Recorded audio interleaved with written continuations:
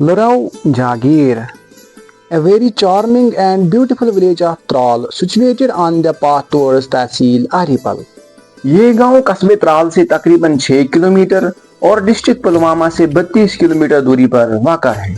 इस गांव की पहचान को चार चांद लगाती है इस गांव की एक मुकद्दस ज़ियारत पाक जो कि हजरत सैयद मोहम्मद आकाश रहमतुल्लाह अलैह का है। इस गांव में जहां पर वेल डिजाइनड कंक्रीटेड मकाना देखने को मिलते हैं और वहीं इस गांव में कुछ कुछ जगह पर ऐसे मकाना देखने को मिलते हैं जो कि आज के दौर में भी अपनी अलग पहचान रखते हैं। इसके अलावा इस गांव में कई ठंडे और मीठे पानी के चश्मे, खूबसूरत खेल का मैदान और भी बहुत कुछ। तो चलिए करते हैं आज के इस व्लॉग में एक्सप्लोर लुरौ जागीर को। अस्सलाम वालेकुम डियर व्यूअर्स, आई होप कि आप सभी लोग अच्छे से होंगे, मजे में होंगे। अल्लाह सबको सलामत रखे। तो आज हमारे मिशन का है डे 27 और आज मैं त्राल के एक तारीखी, एक दिलकश, एक खूबसूरत गांव में जिसका नाम है लुरौ जागीर। तो चलिए सबसे पहले हम लोग इस गांव की हिस्ट्री और इस नाम के बारे में जानते हैं। ये गांव कस्बे त्राल के शुमाल में वाक़ा है। एक निहायत ही दिलकश और खूबसूरत गांव है। बयान किया जाता है कि इस गांव के जानिब मशरिक एक पहाड़ी है।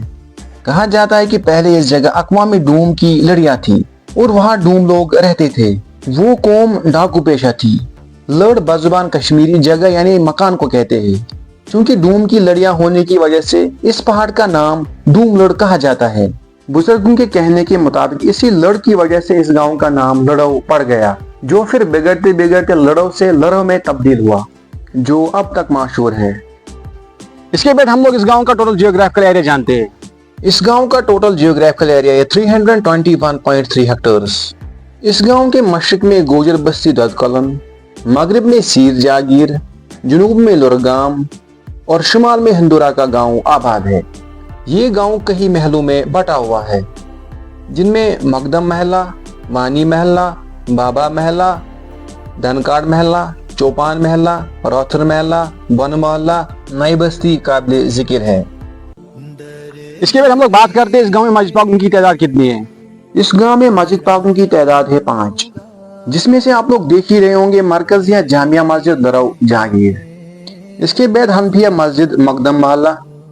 इसके बाद मस्जिद बिलाल रजी अल्लाह तआला अन्हु जो कि परगम लोअर कॉल के किनारे वाक़ा है। इसके बाद मस्जिद अबू बकर सिद्दीक रजी अल्लाह तआला अन्हु जो कि अंडर कंस्ट्रक्शन है। इन मस्जिद पाकों के अलावा एक और मस्जिद पाक जो कि नई बस्ती में तामीर हुई है, मस्जिद हमजा रजी अल्लाह तआला अन्हु। मस्जिद पाक के साथ साथ यहाँ पर एक दिलकश मुकद्दस ज़ियारत पाक भी मौजूद है। ये ज़ियारत पाक हजरत सैयद मोहम्मद आकाश रहमतुल्लाह अलैह का है। ये 300 साल पुरानी ज़ियारत गाह है। यूं तो सैयद मोहम्मद आकाश रहमतुल्लाह अलैह के बारे में कोई तहरीरी सनद नहीं, लेकिन सुनने में आया है कि आज से तकरीबन 300 साल पहले एक शख्स यहाँ अपने खेत में हल चला रहा था कि अचानक वहाँ एक बुजुर्ग उसके पास आ गया। बुजुर्ग ने इस हल चलाने वाले शख्स से कुछ खाने के लिए मांगा। इस शख्स ने ये कहकर अपनी माजूरी जाहिर की कि मैं आपके लिए घर से खाना ले आता, लेकिन हल के पास कौन ठहरेगा। ये सुनकर बुजुर्ग ने कहा कि मैं हल के पास ठहरूंगा। ये शख्स जब इस बुजुर्ग के लिए खाना लेने के खातिर घर गया तो वापसी पर देखा कि हल पर एक कौवा बैठा हुआ है और इस दौरान इसकी सारी जमीन जोती हुई थी। ये करामात देखकर इस शख्स ने इस बुजुर्ग जो कि हजरत सैयद मोहम्मद आकाश रहमतुल्लाह अलैह थे को दावत दी और बाद में इस बुजुर्ग का निकाह अपनी बहन के साथ कराया, जिसके बतन से उनकी एक औलाद हुई। आखिर में जब हजरत सैयद मोहम्मद आकाश रहमतुल्लाह अलैह के दुनिया से रुखसत होने का वक्त आया तो आप रहमतुल्लाह अलैह ने अपने शरीक हयात से फरमाया कि आज मैं रुखसत हो रहा हूँ, कल हमारी औलाद रुखसत होगी और परसों आपकी रुखसती होनी है। सुनने में आया है पाई दर पाई 3 दिन ये तीनों अल्लाह के नेक बंदे इस दुनिया से रुखसत कर गए। इस ज़ियारत शरीफ के पास में एक बहुत ही बड़ा दरख्त है जिसके बारे में कहा जाता है कि यह हजरत सैयद मोहम्मद आकाश रहमतुल्लाह अलैह ने अपने हाथों से लगाया था। इसके अलावा गांव में 2 दरसगाह है जहां पर कुरान की तालीम दी जाती है। तो इसके बाद हम लोग बात करते हैं इस गांव में चश्मों की तादाद कितनी है। इस गांव में चश्मों की तादाद है 3, जिसमें से आप लोग देख ही रहे होंगे पहला चश्मा जिसे बोइनतल नाग कहा जाता है। इस चश्मे के पास 2-3 चिनार के दरख्त मौजूद थे जिस वजह से इसको बोइनतल नाग कहा जाता था। इसका पानी पीने के लिए इस्तेमाल किया जाता है। इसके बाद नागमूली नाग, ये चश्मा खेतों में सुबहानदार वलद रसूलदार के जमीन के करीब वाक़ा है। इसका पानी नहायत ही साफ, शफाफ और ठंडा पानी होता है। ویڈیو میں آگے بڑھنے سے پہلے آپ لوگوں سے گزارش کی جاتی ہے کہ مہربانی کر کے میری چینل کو سبسکرائب کریں تاکہ آپ گھر بیٹھے بیٹھے کشمیر کی ہر ایک ولیج کی ہسٹری اور خوبصورتی دیکھ سکیں۔ اور تیسرا چشمہ بنگ ناگ جو کہ اسد بٹ ولد احد بٹ کے مکان کے نزدیک موجود ہے۔ چشموں کے علاوہ گاؤں کے بیچ میں سے ایک نہر گزرتی ہے جو ترال ستورا سڑک کے مشرق کنارے کے ساتھ ساتھ موجود ہے، جس میں سال بھر کافی پانی بہتا ہے۔ یہ گاؤں کی خوبصورتی میں اضافہ کرتی ہے۔ یہاں کے بچے، بوڑھے، جوان سبھی اپنی فرصت کے لمحے یہیں پہ گزارتے ہیں۔ اس نہر کو لور کول کہا جاتا ہے۔ یہ نہر ایک بڑے علاقے کے لیے شہرک کی حیثیت رکھتی ہے کیونکہ یہ بہت سارے دیہاتوں کی زمین کو سیراب کرتی ہے۔ کئی سال پہلے اس نہر کا پانی آب حیات سمجھا جاتا تھا، لیکن زمانے کی گردش نے اسے بھی نہیں بخشا اور آلودہ بنا دیا۔ اس کے مغربی کنارے پر چنار کے کچھ درخت موجود ہیں جن کی چھاؤں میں بیٹھ کر لوگ گرمی سے راحت حاصل کرتے ہیں۔ اس نہر کے علاوہ گاؤں کی آبی زمین کی طرف ایک اور چھوٹی نہر بہتی ہے جسے گڑھ کول کہا جاتا ہے۔ اس کے علاوہ اس گاؤں کے مغرب میں نالہ چندریارا بہتا ہے جو اپریل سے اگست تک اپنی جوبن میں ہوتا ہے۔ تو ابھی ہم ایجوکیشن کی بات کرتے ہیں، اس گاؤں میں سکولوں کی تعداد کتنی ہے؟ اس گاؤں میں سکولوں کی تعداد ہے 3، جس میں سے آپ لوگ دیکھ ہی رہے ہوں گے گورنمنٹ مڈل سکول رو جاگیر۔ اس کے علاوہ گورنمنٹ پرائمری سکول جو کہ مڈل سکول کے پاس میں ہی موجود ہے۔ اس کے علاوہ اور ایک گورنمنٹ پرائمری سکول جو کہ بن محلہ میں موجود ہے۔ اس کے علاوہ گاؤں میں آیوش ہیلتھ ویلفیئر سینٹر موجود ہے، ایک یوگا سینٹر، 5 آنگن واڑی سینٹر، ایک CSC سینٹر، ڈسپنسری، ایک food civil supply consumer department. اس کے علاوہ اس گاؤں میں ایک واٹر فلٹریشن پلانٹ بنایا گیا ہے جس سے اس گاؤں کے لوگوں کا کہنا ہے کہ اس فلٹریشن پلانٹ سے فائدہ ہونے کے بجائے ہمارا نقصان ہو رہا ہے، کیونکہ جب بھی اس میں پانی آتا ہے وہ لیک ہو کے زمین میں چلا جاتا ہے، جس وجہ سے اس گاؤں کی زمین کو نقصان پہنچتا ہے۔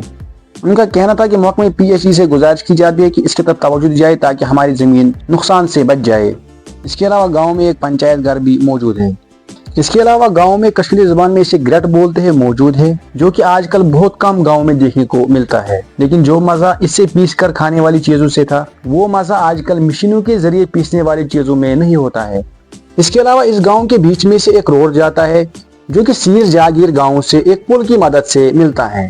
یہ پل نیا تعمیر ہوا ہے، تو اس گاؤں کے لوگوں کا کہنا تھا کہ ہم گورنمنٹ کے شکر گزار ہیں کہ انہوں نے اچھا پل بنا کے دیا ہمارے لیے، لیکن اس میں صرف پیدل سفر کر سکتے ہیں۔ تو اس گاؤں کے لوگوں کی مانگ تھی کہ مہربانی کر کے اس پل کی طرف توجہ دی جائے تاکہ اس پل کے آر پار گاڑیاں بھی جا سکے، اس سے ہم لوگوں کو کافی فائدہ ہوتا۔